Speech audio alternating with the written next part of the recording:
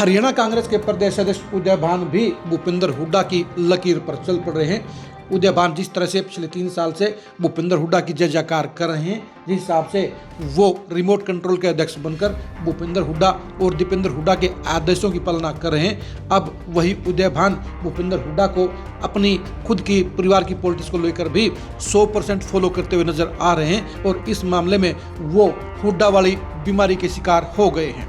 नमस्कार, मैं हूं कुलदीप शोरान। आज हम खरी खरी न्यूज में चर्चा करेंगे उदय भान की उस रणनीति की, उस सोच की, जिसके चलते वो 100% हुड्डा के किरदार के तौर पर नजर आ रहे हैं। उदय भान लगातार 2 चुनाव हार चुके हैं।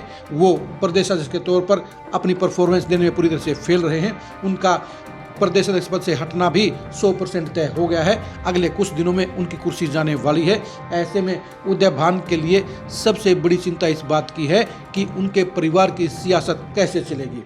उदय भान ने प्रदेश अध्यक्ष के पद का पूरा फायदा उठाते हुए अपने बेटे देवेश और अपने दामाद दोनों को ही ऑब्जर्वर बनाने का काम किया। अब उदय भान अपने बेटे देवेश के लिए सियासी तौर पर अंधे होते हुए नजर आ रहे हैं। जिस तरह से भूपेंद्र हुड्डा ने अपने बेटे दीपेंद्र हुड्डा के लिए आंखें बंद करके पूरी कांग्रेस का सत्यानाश करने का काम किया है, उसी तरह उदय भान को भी अपने बेटे के अलावा कुछ और नजर नहीं आ रहा है। उदय भान अब जिलाध्यक्ष के तौर पर अपने बेटे देवेश की नियुक्ति कराना चाहते हैं, उसके लिए पूरी कोशिश कर रहे हैं, उसके लिए पूरी फील्डिंग भी कर रहे हैं, लेकिन दिक्कत इस बात की है कि उनके बेटे की मेरिट नहीं बनती है और उदय भान की इस कोशिश का कांग्रेस के अंदर बड़ा विरोध हो रहा है।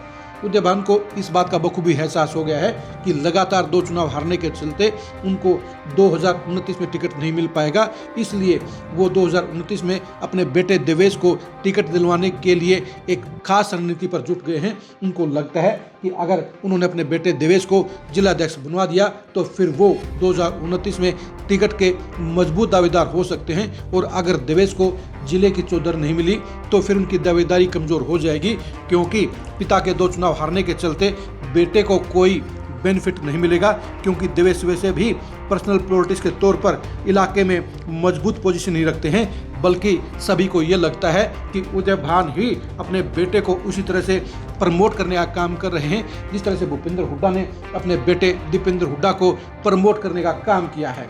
अब उदय भान भी चाहते हैं कि उनकी कुर्सी जाने से पहले उनके बेटे की चौधर पक्की हो जाए, उनके बेटे देवेश को पलवल का जिलाध्यक्ष बना दिया जाए। लेकिन दिक्कत इस बात की है, पार्टी के अंदर तमाम छोटे और बड़े नेता उनकी इस मंशा का विरोध कर रहे हैं, उदय भान की पूरी खिलाफत कर रहे हैं और साफ तौर पर ये कह रहे हैं कि उदय भान का बेटा किसी भी सूरत में जिलाध्यक्ष नहीं बनना चाहिए। लेकिन उदय भान अपने आका भूपेंद्र हुड्डा के साथ सेटिंग करके अपने बेटे देवेश के लिए जिलाध्यक्ष की संभावनाएं खोज रहे हैं। वो इस बात की भी कोशिश कर रहे हैं कि उनके बेटे को वाइल्ड कार्ड से एंट्री मिल जाए, उनके बेटे को पैराशूट के जरिए ऊपर की पावर मिल जाए, यानी उन्हें जिलाध्यक्ष बनवा दिया जाए।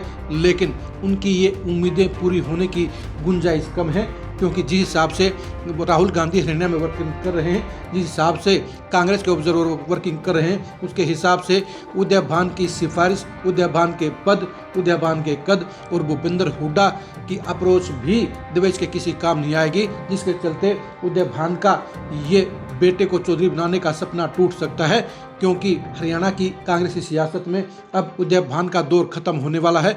उनकी कुर्सी जाते ही उनकी पॉलिटिक्स खत्म हो जाएगी, क्योंकि 2 चुनाव हारने के बाद अब उदय भान के पॉलिटिक्स में कुछ भी पॉजिटिव गुंजाइश नजर नहीं आती है। और इन्हीं हालात को समझते हुए ही उदय भान अपने बेटे देवेश को फ्रंट लाइन पर बिठाना चाहते हैं, जिला कांग्रेस की ड्राइविंग सीट पर बैठाना चाहते हैं, उन्हें जिलाध्यक्ष बनाना चाहते हैं। लेकिन इस बात के आसार बेद कम नजर आते हैं कि उदय भान की ये मंशा पूरी हो जाए, उदय भान का ये सपना पूरा हो जाए।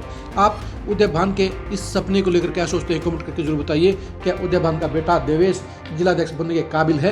क्या भूपेंद्र हुड्डा के आशीर्वाद से उदय भान अपने बेटे को जिलाध्यक्ष बनाने में सफल हो जाएंगे? इसके बारे में अपनी राय दीजिए। आप हमारे फेसबुक पेज को फॉलो कीजिए, आप हमारे यूट्यूब चैनल को सब्सक्राइब कीजिए। नमस्कार।